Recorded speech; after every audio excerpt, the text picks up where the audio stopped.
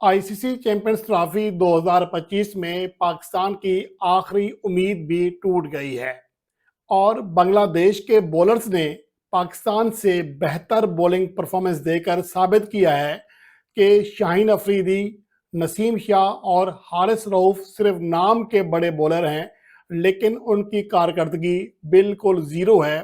ख़ास तौर पर आज अगर आप बांग्लादेश के फास्ट बॉलर्स की परफॉर्मेंस देख लें तो आपको अंदाज़ा हो सकेगा कि पाकिस्तान का पेस अटैक बांग्लादेश या दीगर एसोसिएट टीमों से भी नीचे जा चुका है।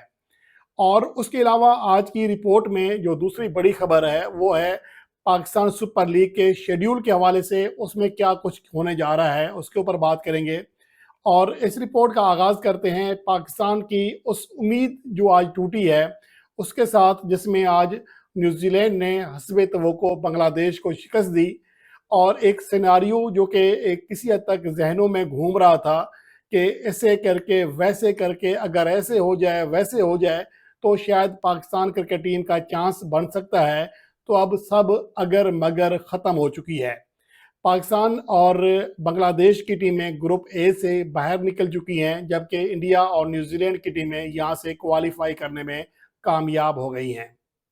और अब उसके बाद अगर आज के मैच की बात करें तो बांग्लादेश ने जो पहले बैटिंग की है, ठीक है वो बड़ा स्कोर नहीं कर सके रावलपिंडी की पिच के लिहाज से, लेकिन 236 रन उतना ही स्कोर बनता है जो कि पाकिस्तान ने लगभग इंडिया के खिलाफ किया था गुज़िश्ता रात, जब पाकिस्तान टीम 241 रन बनाकर ऑल आउट हो गई थी, जबकि बांग्लादेश की टीम ऑल आउट नहीं हुई, 9 विकेटें गिरी।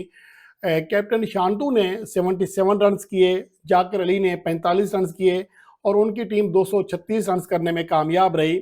यहाँ पर जो सबसे बड़ा चेंज देखने में आया कि पाकिस्तान के खिलाफ विकेटों के ऊपर विकेटें गिराने वाले कीवी कैप्टन मिचेल सेटनर को एक भी विकेट नहीं मिली बांग्लादेश के खिलाफ, यानी कि पाकिस्तान के बैटर से कहीं गुना ज़्यादा बांग्लादेश के बैटर्स मिचेल सेटनर के खिलाफ बेहतर खेलने में कामयाब रहे। अगर 2025 में देख लें तो मिचेल सेटनर ने जो पाकिस्तान के खिलाफ मैचेस खेले हैं, 3 मैचेस में 3 मेडन ओवर्स कराते हैं किए हैं और 8 विकेटें हासिल की हैं, जो कि किसी भी कीवी बॉलर की इन 3 मैचों में सबसे ज़्यादा विकेटें हैं। और उसके अलावा फी ओवर सिर्फ 4.23 रन दिए हैं और उसके मुकाबले में आज बांग्लादेश के खिलाफ वो 10 ओवर्स में एक भी विकेट हासिल नहीं कर सके और 44 रन भी दिए। और के जो कि पाकिस्तान के खिलाफ बड़े मोहलक साबित हुए, उनके खिलाफ भी आज रन बनते हुए देखे गए। उन्होंने मजमूई तौर पर 10 ओवर में 48 रन दिए, अलबत्ता वो 2 विकेट हासिल करने में कामयाब रहे। इसके अलावा अगर न्यूजीलैंड के बैट्समैन की बात करें तो उनकी सूरत हाल बेहतर नहीं थी।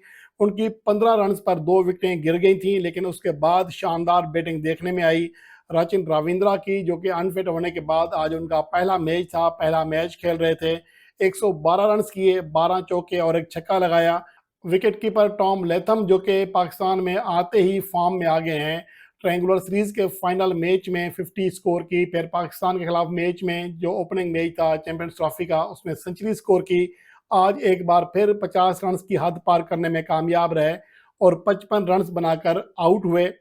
तो आज जो असल चीज़ थी वो देखने वाली वो ये थी कि जब पाकिस्तान क्रिकेट टीम 242 रन के टारगेट का दिफा करने लगी थी तो पाकिस्तान के बॉलर्स ख़ास तौर पर शाहीन शाह अफरीदी को जो कोटर लगी और जो हारिस रऊफ को कोटर लगी वो आपने गुज़िश्ता रात ही देखी होगी कि पाकिस्तान के ये जो 2 पेसर्स हैं, शाहीन अफरीदी के खिलाफ 8 ओवर्स में 74 रन बने, आखिर में 2 विकेटें ज़रूर हासिल की, लेकिन 9.20 उनका इकनॉमी रेट रहा।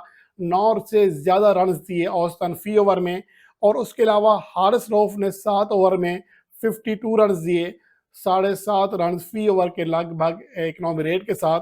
इसके मुकाबले में आज अगर न्यूजीलैंड की बैटिंग लाइन के खिलाफ बांग्लादेश के पेसर्स की बात करें तो तस्कीन अहमद ने 7 में से 2 ओवर्स मेडन कराए, 28 रन दिए सिर्फ और 1 विकेट हासिल की, यानी कि 4 रन फी ओवर।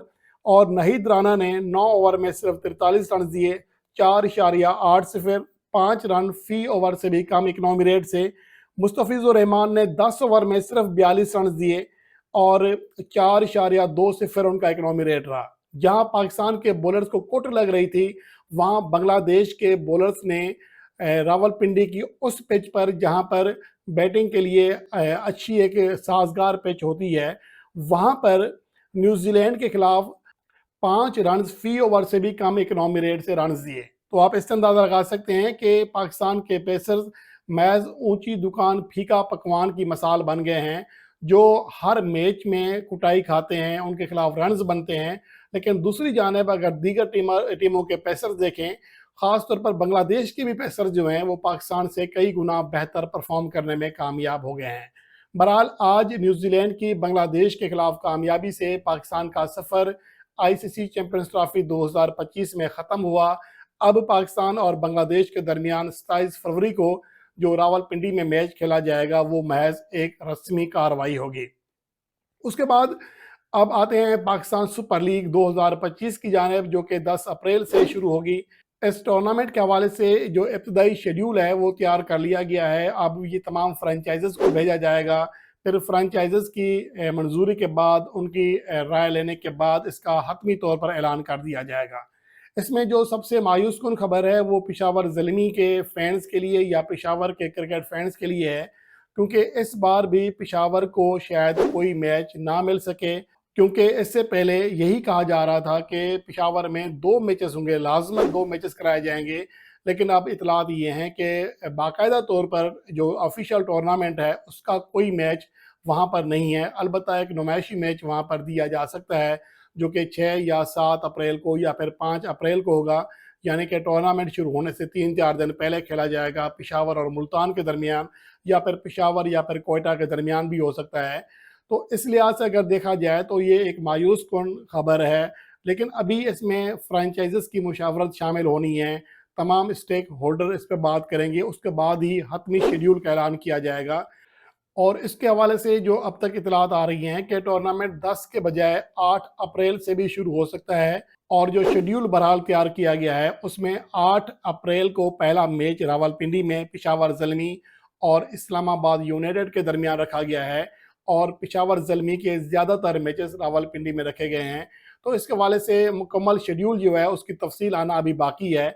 लेकिन ये इतलात हैं कि शेड्यूल जो है तैयार हो चुका है, और ये बहुत ही जल्द तमाम फ्रेंचाइजेस को दिया जाएगा और ब्रॉडकास्टर्स को भी उनके साथ भी शेयर किया जाएगा, जिसके बाद हतमी मुशावरत के बाद टूर्नामेंट के शेड्यूल का बाकायदा ऐलान कर दिया जाएगा। तो अब देखना यह है कि इस हवाले से पेशावर ज़ल्मी का क्या रिएक्शन आता है, क्योंकि वहाँ के सूबाई वज़ीर ने इस हवाले से वाज़ेह तौर पर कहा है कि उनसे वादा किया गया था कि इस बार पेशावर को लाजमी कुछ मैचेस की मेज़बानी मिलेगी, और 25 अप्रैल को वहाँ पर लाजमी मैच कराने की भी यकीन दहानी कराई गई थी पीसीबी की जानिब से। लेकिन अगर ऐसा ना हुआ तो इसके हवाले से वो आवाज़ उठाएंगे और पीसीबी से बात करेंगे। जबकि पेशावर ज़ल्मी भी इस बार सख्त रिएक्शन दे सकती है, जो कि इतलात आ रही हैं।